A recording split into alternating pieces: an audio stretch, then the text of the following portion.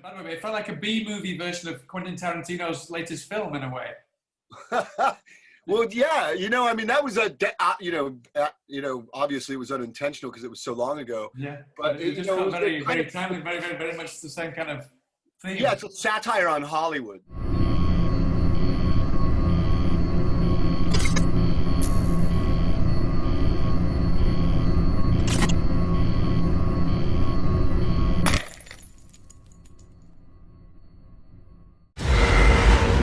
It feeds on the basest of human emotions: anger, rage, jealousy. Some things are worth more than money. Hatred. I can feel it.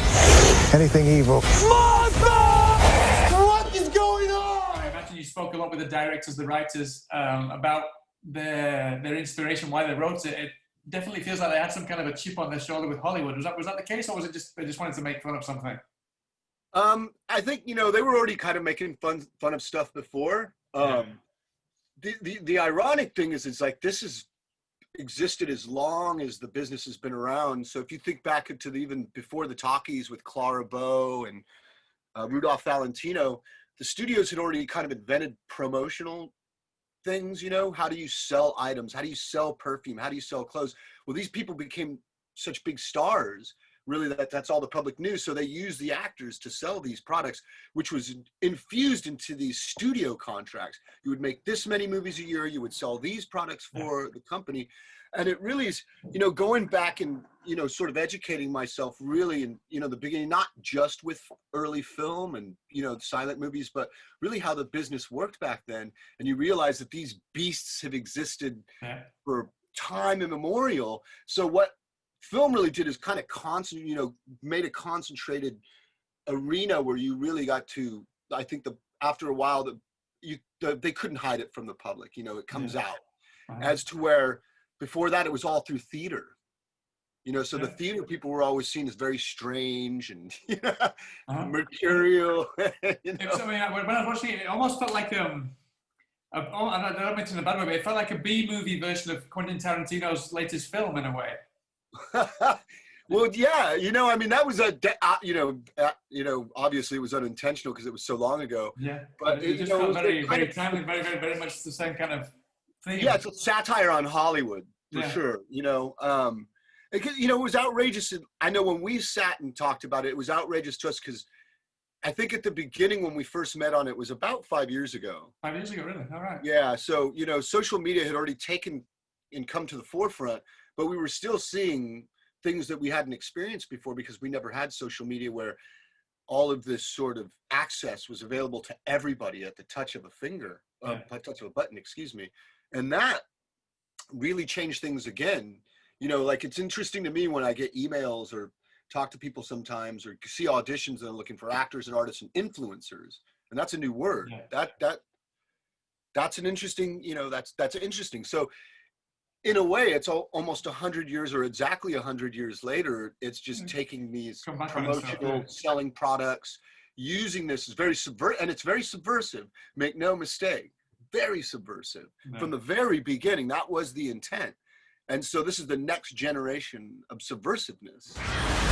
They turn into monsters because they are monsters. This character that you create in especially the kind of the beginning of the film, it's a larger than life. Like I said, it's almost like Leonardo DiCaprio's character in a way. Now he presents a product. Now he is a product. You've never really. I mean, you've been in some great big movies, but you've never really kind of been this kind of persona in Hollywood. No. No. How did you channel into that? How did you channel into that kind of character? Well, I got lucky that I didn't get sucked into it because there was definitely more than a few opportunities for me in the past. In my really? So you tried to steer away from that. You tried to keep away from that. Yeah, I kind of dabbled. Again, I dipped my toes in the pool in that, went to, parties and walked red carpets and got my pictures taken. And I found it, to be honest, quite unnerving. Right.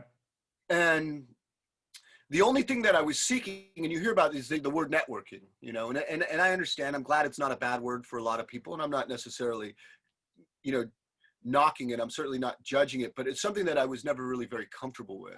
Yeah. The idea of meeting other people and getting a job is one thing, but excuse the term, to BS about it and lie and make things the way they are. It's sort of, that's the very, I think, one of the very motivational foundations for becoming a beast and a monster lies in those untruths, in those illusions, and in those veils. And it's very precarious as an actor, if you take the craft very seriously, to lose yourself in the illusion as well. Learning the craft, adapting to the craft, growing from the craft. And so learning, and being able to differentiate very early on that what we do as actors and when we make movies is we're just creating an illusion. None of it's real. When you kind of first started, really got into acting and started to make a name for yourself, did you find yourself kind of telling yourself, don't get your feet lifted off the ground? Was that something that you went through when you were kind of early on in your career, and something that you channeled into maybe to create this character? From the very beginning, yeah. And it was things that I remember that, to be honest, the things that scared me, the behavior that I saw in front of me, the behavior that I was guilty of, that could have grown into something really, really, really unhealthy for me. It was, I think anytime you do it, you already have to check yourself in everyday life on these things, Yeah. That's why people turn to philosophy and religion and all these things to guide us to the better parts of who we can be and who we really are. And using the arts to inspire us to do this is also extremely integral, because it comes from that indescribable thing inside of us that drives us, that gives us that passion, that wakes us up in the morning, that I think that tantalizes the soul. And in trying to attain these things, and we hear this in timeless and immemorial stories as well, you can have that soul sucked out of you. Yeah. With, as they say sometimes, which is what I think beast mode is the road to hell is paved with good intention. Celebrity is a mask, and you can't take it off. Obviously, you've been working for well over 2 decades now. How have you stopped the beast taking over? Now, have you kept yourself motivated whilst at the same time taming the beast, if you will? Believe it or not, there's, as people would imagine, there are crazy people in the business, but they don't make up a majority of it. A majority of it, including some of the best actors I've ever worked with and the biggest names, are very down-to-earth people. This thing that we see is an illusion. Yeah. And these people just work, and they're pros at what they do. It's a job, and they handle it as a job. And to be able to see someone who makes, literally 6 figures, people are making 6 figures, and they're able to keep their feet on the ground is quite a testament, I got to say. I imagine I imagine the job itself is kind of quite humbling in a way. Because, I mean, obviously, when you're young and you suddenly get famous, you don't realize it. But if you have these kind of famines that you said before, I think that must kind of really help you to appreciate that this is a job that you've got to be thankful that you've got it today, and maybe tomorrow it's not there. That must have been something that kind of really helped you keep your feet on the ground, no? It really does. And it's all, I think your outlook on things is like life, and how you perceive things, dictates and determines your reality. So for example, making beast mode, I didn't have scenes with Ray Wise, spoiler, but I've worked with Ray before. Right. And it's the same thing I can say with Ray Wise as, C. Thomas Howell and James Hong and Leslie Easterbrook. And when you work with actors on that top level, there's also the acting and all these sorts of things that kind of exist on the outside disappear, and you get lost in the moment with them. And when you can get lost in a moment like that with these actors that you loved, and you come out of it and you realize, like, hey, we really had a moment. There's something happened, and the camera was on and captured that. Yeah. I hope this works, but I can tell you right now that personally for me, that's the penultimate of it all. That moment on set, while you're filming, having that with the other actor and the crew, and everybody sees it. Am I going to be in an actual movie? You're going to be playing famous Hollywood actor Huckle Saxton. Huck's dead. Yeah, I mean, these days I'm glad I'm, with a lot more age and experience, I'm not fazed by talking about the movies anymore, as to where I think I had a problem with it, not, in a couple different ways when I was younger. So I was still trying to formulate what was happening in front of me. I just jumped into acting at 18, and by the time I was 22, I was in Independence Day. And so it's like everything kind of just, and I was still figuring out who I was in my early 20s. I think most people are, what am I about? What is life about? All those questions we ask, why am I here? Is there something after this? And those are the questions that, as we ask ourselves, that's what, I think drives our passion for movies and music and books and paintings, because those artists are expressing that physically for us. Yeah, I don't know if you still are, but I know you were very much into your yoga, which is kind of surprised me, because this kind of really deals with rage.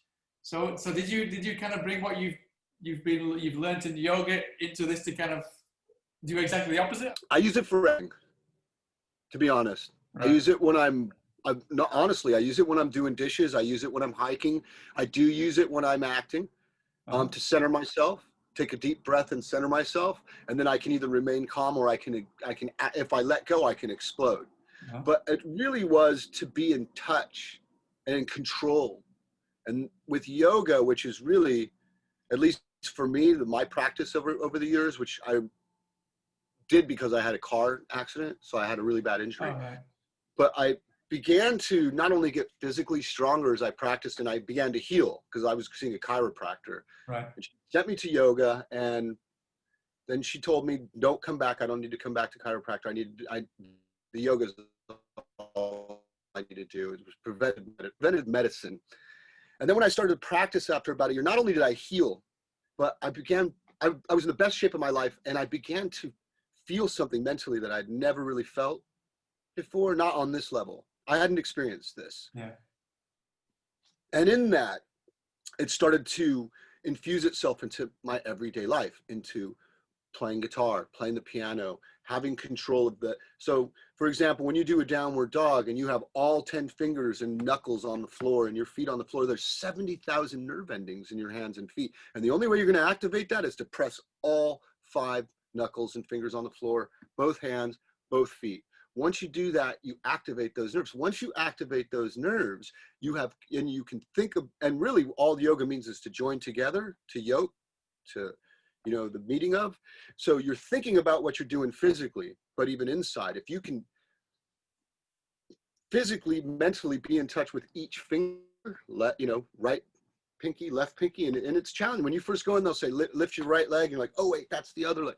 So you realize how in touch you are with just your left and right side. So you get in touch with your right side, your left side, blinking your eyes, moving your face, and really being in control of your body, which is your tool, not just physically, but again, mentally, is everything for an actor. The film, I mean, it talks about Hollywood, but it also talks about kind of run-ins with the press and fans. Was that something that you could relate to? Was that something, have you kind of experienced, especially with the press? I don't want to give any spoilers away, but you kind of, there's this guy on your back now who you have run-ins with. Is that something that you could relate to when you read the script? Very much so. Well, I've done a lot of autograph shows over the years, for, pardon me for a second, which I'm very thankful for, but this guy right here has been very, very helpful to me.